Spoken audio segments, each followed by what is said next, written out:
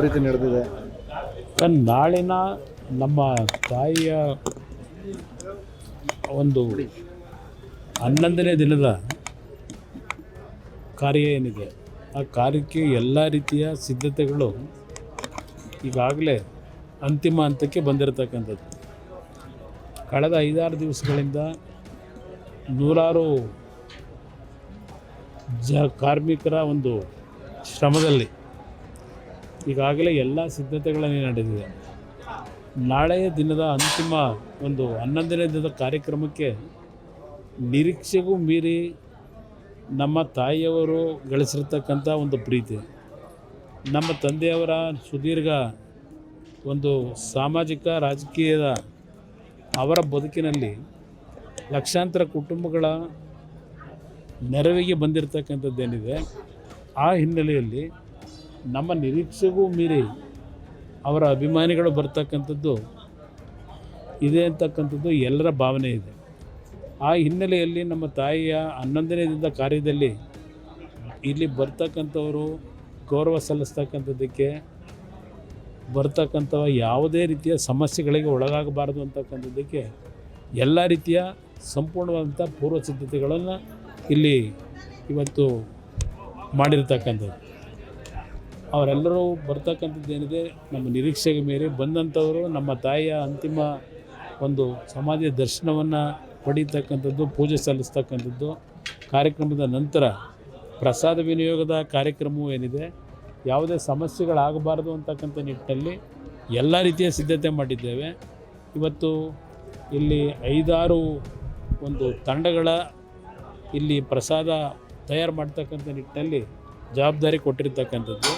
ಬಂದಂಥ ಲಕ್ಷಾಂತರ ಜನರಿಗೆ ಯಾವುದೇ ಸಮಸ್ಯೆ ಇಲ್ಲದೆ ಎಲ್ಲರೂ ಬಂದು ನಮ್ಮ ತಾಯಿಯ 11ನೇ ದಿನದ ಕಾರ್ಯಕ್ರಮದಲ್ಲಿ ಭಾಗವಹಿಸಿ ಅಂತಿಮವಾಗಿ ಅವರ ಒಂದು ಬದುಕಿನಲ್ಲಿ ಅವರೇನು ಪ್ರತಿನಿತ್ಯ ನಡ್ಕೊಂಬಂದಂಥ ಒಂದು ಅವ್ರ ನಡವಳಿಕೆ ಏನಿದೆ, ಬಂದಂಥ ಅವ್ರ ಜೀವಂತ ಇದ್ದಾಗ ಅವರನ್ನು ಭೇಟಿ ಮಾಡ್ತಕ್ಕಂಥದ್ದು, ನಮ್ಮ ಮನೆಗೆ ಬರ್ತಕ್ಕಂಥವರಿಗೆ ಪ್ರತಿಯೊಂದು ಸಮಯದಲ್ಲೂ ಅವರನ್ನು ಊಟ ಉಪಚಾರಗಳನ್ನು ಮಾಡಿ ಕಳಿಸ್ತಾ ಇದ್ದಂಥದ್ದೇನಿದೆ, ಅವರು ನಮ್ಮಿಂದ ಅಗಲಿ ಹೋಗಿರ್ತಕ್ಕಂಥ ಈ ಸನ್ನಿವೇಶದಲ್ಲೂ ಅದು ಈ ಸ್ಥಳದಲ್ಲಿ ಮುಂದುವರಿಬೇಕು ಅಂತಕ್ಕಂಥ ದೃಷ್ಟಿಯಿಂದಲೇ ನಾಳೆ ಎಲ್ಲ ರೀತಿಯ ಸಿದ್ಧತೆ ಮಾಡಿದ್ವಿ.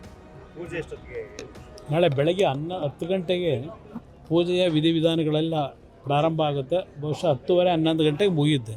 ನಂತರದ ಬೆಳಗ್ಗೆಯಿಂದ ಸಾಯಂಕಾಲದವರೆಗೂ ಬರ್ತಕ್ಕಂಥ ಅವರ ಅಭಿಮಾನಿಗಳು, ಅವರ ಒಂದು ಪ್ರೀತಿ ಇಟ್ಕೊಂಡಿರ್ತಕ್ಕಂಥವರಿಗೆ ಎಲ್ಲ ರೀತಿಯ ಒಂದು ಇಲ್ಲಿ ಬಂದು ಅವರಿಗೆ ಅಂತಿಮ ಒಂದು ನಮನ ಸಲ್ಲಿಸಿ ಎಲ್ಲ ರೀತಿಯ ಪ್ರಸಾದಗಳನ್ನು ಸ್ವೀಕಾರ ಮಾಡಿ ಹೋಗ್ತಕ್ಕಂಥದ್ದಕ್ಕೆ ಎಲ್ಲ ಕಾರ್ಯಕ್ರಮಗಳನ್ನು 11 ಗಂಟೆಯಿಂದ ಪ್ರಾರಂಭ ಮಾಡ್ತೇವೆ. ಇಲ್ಲ, ಹಲವಾರು ಜನ ನಮ್ಮ ಪಕ್ಷದ ಮುಖಂಡರುಗಳಿರ್ಬೋದು, ಶಾಸಕರಿರ್ಬೋದು, ಮಾಜಿ ಮಂತ್ರಿಗಳಿರ್ಬೋದು, ಮಂತ್ರಿಗಳಿರ್ಬೋದು, ಎಲ್ಲರೂ ಬರ್ತಕ್ಕಂಥ ನಿರೀಕ್ಷೆ ಇದೆ. ಸರಿ, ಕಾವೇರಿಯಿಂದ ನೀರು ಹರಿಸೋದಕ್ಕೆ 4.56 TMC ಆಗಲೇ ನಿನ್ನೆಯ ದಿನ ದೆಹಲಿಯಲ್ಲಿ ನಡೆದಂಥ ಕಾವೇರಿ ನೀರಿನ ನಿರ್ವಹಣಾ ಸಮಿತಿ ಏನಿದೆ, ಅವರು ಕೊಟ್ಟಿರ್ತಕ್ಕಂಥ ಒಂದು ಆದೇಶ ಏನಿದೆ, ಅದು ಒಂದು ಕಡೆ ಆ ಆದೇಶ ನಮ್ಮ ನಾಡಿನ ರೈತರಿಗೆ, ಅದರ ಜೊತೆಗೆ ನಮಗೆ ಕುಡಿಯೋ ನೀರಿನ ಸಮಸ್ಯೆಗಳು ಮುಂದಿನ ದಿನಗಳಲ್ಲಿ ಮತ್ತೆ ಮಳೆ ಆಗದೇ ಇದ್ದರೆ ಸಂಪೂರ್ಣವಾಗಿ ನಮ್ಮ ರಾಜ್ಯದ ಜನತೆಯ ಪಾಲಿಗೆ ಅದು ಒಂದು ರೀತಿಯ ಮಾರಣ ಹೋಮ ಆಗ್ತಕ್ಕಂಥದ್ದು. ನಮ್ಮ ರೈತರು ಈಗಾಗಲೇ ಬರಗಾಲಕ್ಕೆ ತುತ್ತಾಗಿ ಬೆಳೆದಂಥ ಬೆಳೆಗಳು ನಾಶ ಆಗಿದೆ, ಬಿತ್ತನೆ ಮಾಡಿದಂಥದ್ದು ಪೈರೇ ಹೊಡೆಯಲಿಲ್ಲ. ಇವತ್ತು ಆ ರೀತಿಯ ಒಂದು ಪರಿಸ್ಥಿತಿಯಲ್ಲಿ ಇರ್ತಕ್ಕಂಥ ಸನ್ನಿವೇಶದಲ್ಲಿ ಇವತ್ತಿನ ಈ ತೀರ್ಪು ಅವೈಜ್ಞಾನಿಕವಾದಂಥದ್ದು ಮತ್ತು ನಮ್ಮ ನಾಡಿನ ಜನತೆಗೆ ಒಂದು ಮಾರಕವಾದಂಥ ಒಂದು ತೀರ್ಮಾನಗಳಾಗಿದೆ.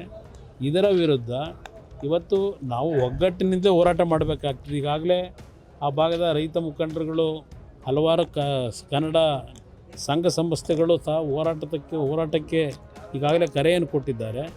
ಅದು ಒಂದು ರೀತಿ ನಮ್ಮ ಒಂದು ಪ್ರತಿಭಟನೆ, ನಮ್ಮ ರಾಜ್ಯಕ್ಕಾಗಿರ್ತಕ್ಕಂಥ ಅನ್ಯಾಯವನ್ನು ಇವತ್ತು ತಮಿಳುನಾಡಿನವರು ನಮ್ಮ ಮೇಲೆ ಒತ್ತಡ ಹಾಕಿ ಇವತ್ತು ಏನು ನಮಗೆ ನೀರನ್ನು ಕೊಡಲೇಬೇಕು ಅಂತಕ್ಕಂಥ ಟ್ರಿಬ್ಯುನಲ್ನ ಆದೇಶದ ಮೇರೆಗೆ ಒತ್ತಡಗಳೇನಿದೆ, ಇವತ್ತು ನಮ್ಮ ಪರಿಸ್ಥಿತಿ ಏನಿದೆ ಅಂತಕ್ಕಂಥದ್ದನ್ನು ಧ್ವನಿ ಎತ್ತದೇ ಇದ್ದರೆ ಅದು ಎಲ್ಲ ಒಂದು ಕಡೆ ನಮ್ಮ ತಪ್ಪುಗಳಾಗ್ತದೆ ಅಂತಕ್ಕಂಥದ್ದು ನನ್ನ ಅಭಿಪ್ರಾಯ.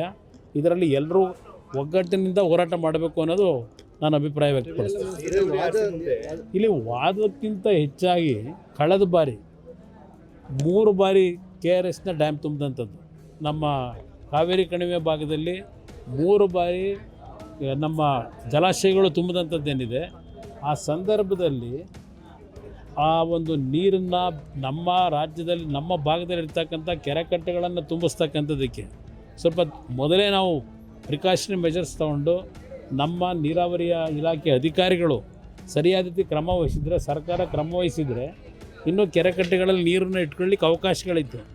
ಆ ನಿಟ್ಟಿನಲ್ಲಿ ನಾವು ಇವತ್ತು ನಮ್ಮ ಕೆರೆಕಟ್ಟೆಗಳಿಗೆ ನೀರನ್ನು ತುಂಬಿಸ್ತಕ್ಕಂಥದ್ದನ್ನು ಯಾವ ಒಂದು ನೇಚರ್ ನಮಗೆ ಬೆಂಬಲ ಕೊಡ್ತಕ್ಕಂಥ ಸನ್ನಿವೇಶಗಳಲ್ಲಿ ಅದು ಸಮುದ್ರಕ್ಕೆ ನೀರು ಹೋಗದೇ ಇರತಕ್ಕಂಥ ರೀತಿಯಲ್ಲಿ ನಾವು ನಮ್ಮ ಕಾರ್ಯಕ್ರಮಗಳನ್ನು ಹಾಕೊಳ್ಳದೇ ಇದ್ದರೆ ಇಂಥ ಒಂದು ಪರಿಸ್ಥಿತಿಗಳಲ್ಲಿ ನಾವು ಕೆಟ್ಟ ಒಂದು ವಾತಾವರಣ ನಮ್ಮ ರಾಜ್ಯದ ರೈತರ ಬದುಕು ಮತ್ತು ನಮ್ಮ ನಾಡಿನ ನಾಗರಿಕರಿಗೆ ಕುಡಿಯೋ ನೀರನ್ನು ಕೊಡಲಿಕ್ಕೂ ಇವತ್ತು ಸಮಸ್ಯೆಗಳನ್ನು ಎದುರಿಸ್ತಕ್ಕಂಥದ್ದು ಈಗ ಕಾಣ್ತಾ ಇದ್ದೇವೆ.